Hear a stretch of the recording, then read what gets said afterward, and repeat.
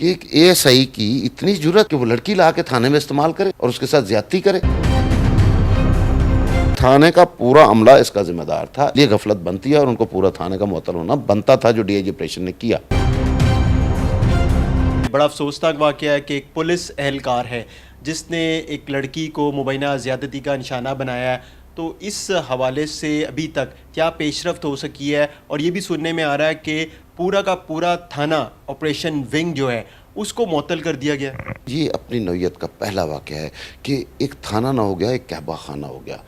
یعنی ایک لڑکی کو آپ تھانے کے اندر لاتے ہیں اور اس تھانے کا جو کمرہ نمبر 4 اس میں وہ ایک انویسٹیگیشن کا عمران انور ہے اے ایس آئی، وہ اس کو لے کے جاتا ہے اور لڑکی کو ریپ کرتا ہے. اور اس کے بعد جو اس کے لواحقین ہیں وہ مبینہ طور پر آ کے شور مچاتے ہیں اور کوشش کرتے ہیں کہ ان کی بچی مل جائے. اور جب بچی ملتی ہے تو وہ کہتی ہے جی میرے ساتھ تو زیادتی ہوئی ہے. اب جو ایس ایچ او ہوتا ہے نا، وہ اسٹیشن ہاؤس آفیسر اس کو کہا جاتا ہے. دفعہ 35 کے تحت ایس ایچ او کے پاس جو اختیارات ہیں، اگر اس کو علم ہو کہ میرے یہ اختیارات ہیں تو وہ شاید خوشی سے اس کا دل ہی پھٹ جائے. اتنی طاقت ہے ایس ایچ او کے پاس، آپ تصور نہیں کر سکتے. اب پرابلم یہ ہو گیا کہ ایس ایچ او جو ہے اس کی نگرانی میں پورا تھانہ چلتا ہے. اس کے باوجود جو تھانے کا مطلب اوورال انچارج ہے اس کی نظر ہی نہیں ہے کہ یار میرے تھانے کے اندر کوبہ خانہ بن گیا ہے کہ ایک اے ایس آئی کی اتنی جرت کہ وہ لڑکی لا کے تھانے میں استعمال کرے اور اس کے ساتھ زیادتی کرے. انہوں نے جو دوسرے حربے ہوتے ہیں وہ اختیار کیے کہ معاملات کو ڈیلے کیا جائے، جیسے عام شہری کا معاملہ ہو جاتا ہے. بھئی یہ کوئی ایسا معمولی واقعہ نہیں تھا، ایک بہت بڑا واقعہ تھا. ایسے جو کو چاہیے تھا کہ چلیں وہ تھانے میں نہیں تھا، وہ سویا ہوا تھا، ایک واقعہ ہو جاتا ہے تو اس کے اوپر فوری کارروائی کرتا. انہوں نے ایف آئی آر ڈیلیٹ کی. یہ چاہ رہے تھے کہ کارروائی نہ ہو، جی یہ چاہ رہے پایا جائے افسران سے واقعہ. ظاہر ہے اس میں نہ صرف ایک تھانے کی بےعزتی تھی بلکہ پورے لاہور کے جو پولیس ہے اس کے منہ پہ ایک کالک مال دیا ہے اس اے ایس آئی نے. لیکن ان لوگوں کو ہوش نہیں آیا. یہ اس کو بھی چھپانے کے چکر میں تھے کہ یہ معاملہ غائب ہو جائے اور یہ بات باہر نہ نکلے، جس کی وجہ سے ایف آئی آر ڈیلے ہوئی اور پھر اعلیٰ حکام کو نوٹس لینا پڑا. اچھا، یہ جو ڈیلے ہوئی ایف آئی آر تو پھر ہو گئی، اس کو گرفتار بھی کر لیا گیا.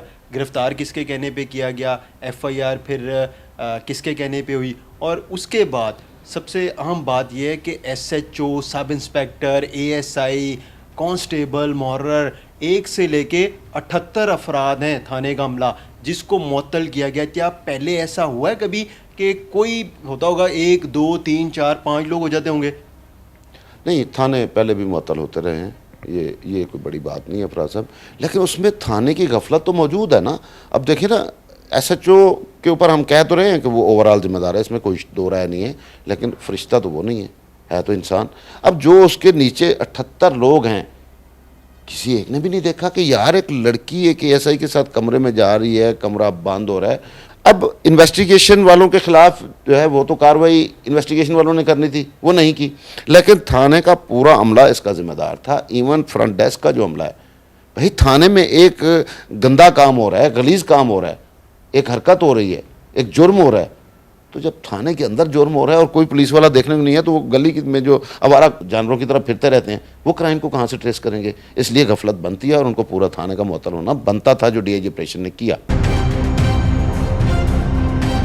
اچھا، متاثرہ لڑکی کا والد کہتا ہے کہ بچی گھر پر نہیں تھی اور جب بچی آئی ہے تو بڑی گھبرائی بھی تھی، رو رہی تھی، پریشان تھی. ہم نے اس سے پوچھا تو اس نے سارا واقعہ بتایا کہ پولیس والا ہے وہ اس طرح مجھے لے کے گیا، مجھے مبینہ زیادتی کا نشانہ بنایا. اور یہ بھی بتائیے گا کہ جو لڑکی ہے اس کے حوالے سے بات سامنے آ رہی ہے کہ ذہنی معذور ہے. ابھی عشق و کشبات باقی ہیں، ہم اس کو ذہنی معذور نہیں کہہ سکتے جبکہ اس کا باپ یہ کہہ رہا ہے کہ اس کی بچی ذہنی معذور ہے. اب جو ہمیں وہاں سے پولیس ذرائع کے حوالے سے معلومات ملی ہیں اس میں اس اے ایس آئی صاحب کا جو ہے وہ پہلے سے تعلق تھا اس لڑکی سے اور 3-4 پولیس کہتی بھی ہے، یہ پولیس کہتی بھی ہے. تو اس میں جو لڑکی کا معذور ذہنی طور پر ہونا یا نہ ہونا ظاہر ہے اس کا ایک میڈیکل ہوگا، ایک ٹیسٹ ہوگا. تو اس میں میڈیکل جو ہے وہ ابھی تو کرایا گیا نا کہ اس کے ساتھ ریپ ہوا ہے یا نہیں ہوا، اور یہ بھی حتمی رپورٹ نہیں ہوتی، اس کے بعد ڈی این اے اور یہ ایک لمبا پروسیس ہوتا ہے. لیکن کیا ابھی تک یہ ٹیسٹ کرایا گیا کہ وہ لڑکی واقعی نفسیاتی مریضہ ہے یا نہیں ہے؟ اچھا، جس طرح میں نے پولیس سے پوچھا تو پولیس کا یہ بتانا ہے کہ لڑکی جو ہے وہ ذہنی معذور نہیں ہے. دیکھیں، اس کا ملنا جلنا تھا اس اے ایس آئی سے. اب ذہنی معذور ہے یا نہیں ہے، اس کے لیے پولیس کو چاہیے کہ فوری طور پر اس کا جو میڈیکل ہے وہ کرایا جائے، اس کا نفسیاتی مریضہ ثابت ہوتا ہے نہیں ہوتا۔ دوسری بات یہ ہے کہ دیکھیں اب ایشو یہ ہے کہ وہ نفسیاتی مریضہ ہے یا نہیں ہے، ایک جرم ہوا ہے اور وہ تھانے کے اندر ہوا ہے، بالکل اس پہ کارروائی ہوگی اور ہونی بھی چاہیے۔ لیکن اس میں اگر آپ یہ کہیں کہ جی یہ جو لڑکی ہے یہ ذہنی معذور تھی اور نہیں تھی، یہ بات کے معاملات ہیں، اس میں ہمیں ابھی دیکھیں ایک جرم جو ہے وہ لڑکی، ایک جوان لڑکی کے ساتھ ریپ ہوتا ہے تو پھر اس کے ساتھ کارروائی تو ہوتی ہے۔ اچھا، اس میں یہ بھی ایک چیز ایڈ کیجیے گا کہ ہم دیکھتے ہیں کوئی بھی مبینہ زیادتی کا کیس آتا ہے تو سی سی ٹی انگیجڈ ہوتی ہے، انوالو ہوتی ہے، اور ملزم جو ہے سی سی ڈی کے پاس چلا جاتا ہے۔ اس میں کس طرح کیس کو لے کے چلا جائے گا؟ یا سی سی ڈی کو جو اے ایس آئی انویسٹیگیشن کا اس کے ہینڈ اوور کیا جائے گا؟ کیا ہم سنیں گے کہ نیفے میں پستول چلا ہے یا مبینہ پولیس مقابلہ ہوا ہے؟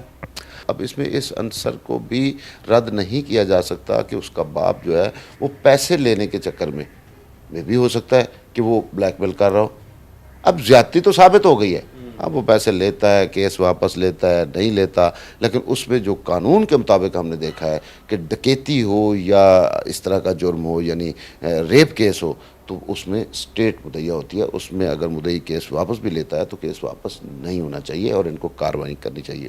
دوسری بات جو آپ نے کی ہے کہ سی سی ڈی کے حوالے کیا جا سکتا ہے کہ نہیں، اب سی سی ڈی تو اس دن مر گئی تھی جس دن چکوال والا واقعہ ہوا تھا، اس کے بعد آپ نے کتنے دیکھے ہیں کہ انہوں نے مقابلے کیے ہوں، کتنے نیفوں میں پستول چلا ہے، کسی ایک کے بھی نہیں چلا۔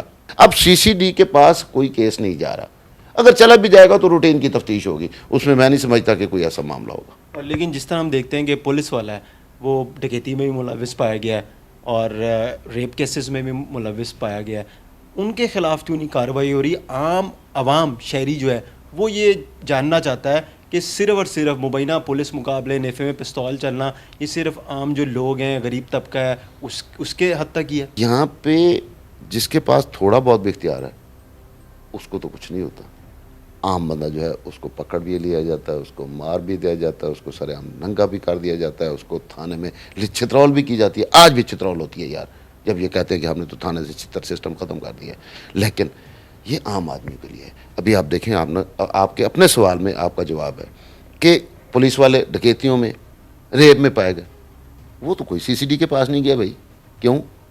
کیونکہ وہ ہمارے اپنے ہیں۔ پاکستان میں جس کے ہاتھ میں ڈنڈا ہے وہ اپنوں کو بچاتا ہے اور دوسروں کو مارتا ہے۔ ہر دوسرے تیسرے کیس میں ہنی ٹریپ کے پولیس والا ملوث ہے، جی بالکل، ایسے بے شمار کیسز اب سامنے آ چکے پولیس ہیں۔ خود پکڑ رہی ہے۔ اور یار فراز، مزے کی بات بتاؤں، اس میں پولیس اہلکار، ایک پولیس کانسٹیبل ہوتی ہے، اس کے اوپر اے ایس آئی بھی خاتون ہوتی ہے، سب انسپیکٹر بھی ہوتی ہے، انسپیکٹر بھی ہوتی ہے اور ایس پی بھی ہوتی ہے۔ اب ایس پی تک تو میں نہیں جاتا، انسپیکٹر اور سب انسپیکٹر لوگوں کے کیس آئے ہیں کہ وہ خواتین پولیس آفیسر جو ہیں وہ ہنی ٹریپ میں ملوث ہیں، لوگوں کے ساتھ مل کر گینگ بناتی ہیں، انکوائری ہوتی ہے، تفتیش ہوتی ہے، سسپینڈ کر دیا جاتا ہے، سنشور کے نوٹس دے دیے جاتے ہیں، یا کسی کو فرض کیا ڈسمس کیا تو دوسرے مہینے اس کو بحال کر دیا۔ یہ سسٹم جو ہے میرے خیال میں اب جو محسن نقوی صاحب نے بات کی ہے نا، یہ سسٹم زیادہ دیر چلنے والا نہیں ہے یار۔